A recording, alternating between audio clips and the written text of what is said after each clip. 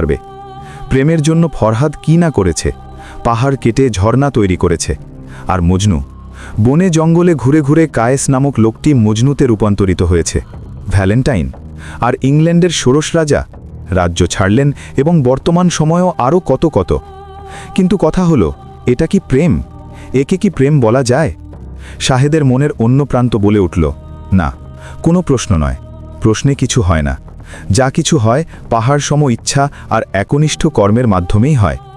কিছুতেই এ মেয়েকে তার হাতছাড়া করা চলবে না, সুযোগ বারবার আসে না। শাহেদ অটল মনে লাইনে দাঁড়িয়ে রইল। খটাখট শব্দে টিকিটের পর টিকিট বেরিয়ে আসছে পোস্টমাস্টারের হাত দিয়ে। শাহেদ সেদিকে তাকিয়ে প্রতীক্ষার প্রহর গুনছে। চোখে তার খেলা করে অনাগত এক মায়াবী স্বপ্ন। কিছুক্ষণ পর একটি মেয়ের সাথে সে ট্রেনে চড়বে। আশ্চর্য রুচিসম্পন্ন, স্নিগ্ধকর, রূপবতী, মায়াবতী এক মেয়ে। তারা একই ট্রেনের যাত্রী। প্রথমে চোখাচোখি, এরপর দু একটা কথা। কথা মানেই তো খুলে গেল হৃদয়ের দক্ষিণ দুয়ার। এরপর মেপে মেপে রোপণ করবে শব্দের বিথিকা। আর একজনের পরই শাহেদের সিরিয়াল। তার ডান হাতের আঙুলের ফাঁকে 500 টাকার একটি নোট প্রস্তুত হয়ে আছে টিকিটের জন্য। পরের জন্য টিকিট নিয়ে সামনে থেকে সরে গেল। এবার শাহেদের উচিত আরেকটু অগ্রগামী হয়ে টাকাসহ ডান হাতটা কাউন্টারের ফোঁকরে বাড়িয়ে ধরা এবং বলা, আমাকে সর্বশেষ স্টেশনের একটি টিকিট দিন। কিন্তু শাহেদ এসবের কিছুই করল না। নির্বিকার, নিরাসক্তের মতো নিজেকে সে হঠাৎ লাইন থেকে প্রত্যাহার করে নিল। কেন যেন তার মনে হলো এটা তার পথ নয়। সবাই সব কিছু করবে না, সবাই সব কিছু পাবে না, এটাই জগতের নিয়ম। সকল সৌন্দর্য এখানে অধরাই থেকে যায়, কারণ এটা দুনিয়া। সবার জন্য সব কিছু নয়, এটাই পৃথিবী। মনের সকল চাহিদা এখানে পূরণ হওয়ার নয়। তাহলে বৈধ অবৈধের বাজবিচার না করে এভাবে ছুটতে হবে কেন? বারবার তার মাথার মধ্যে ঘুরতে লাগল দেওয়ানে আলী রায়ের কয়েকটি বাক্য। রা জিকরা হুন্না ইয়াকসির না কলবাকা ওয়ালা ইউজবির তাহু। ছাড়ো এসব চঞ্চলা নারীদের স্মরণ ও কথা। তারা তো তোমার ভাঙবে হৃদয়, জুড়াবে না মনের ব্যথা। ছাড়ো, ছাড়ো, ছেড়ে দাও তাদের কথা। কিন্তু মন যে বড়ই বেতমিজ, কিছুতেই ছাড়তে চায় না। শাহেদ তাই বহুক্ষণ অনমনা হয়ে রইল। আজকের এই ট্রেনটি স্টেশন ছেড়ে চলে যাওয়ার পরও অনেকক্ষণ প্ল্যাটফর্ম ধরে হাঁটাহাঁটি করল। গল্পের ক্যানভাস অকারণ, পরিবারের অযথাই, গল্পের একাকী। পেতে আজ আর তার বাড়ি যেতে ইচ্ছে করছে না। পাশেই থাকুন। আপনার নিজের কোনো লেখা বা গল্প আমাদের কাছে পাঠাতে চাইলে সরাসরি যোগাযোগ করতে পারেন। আজকের মতো বিদায়। আসসালামু আলাইকুম।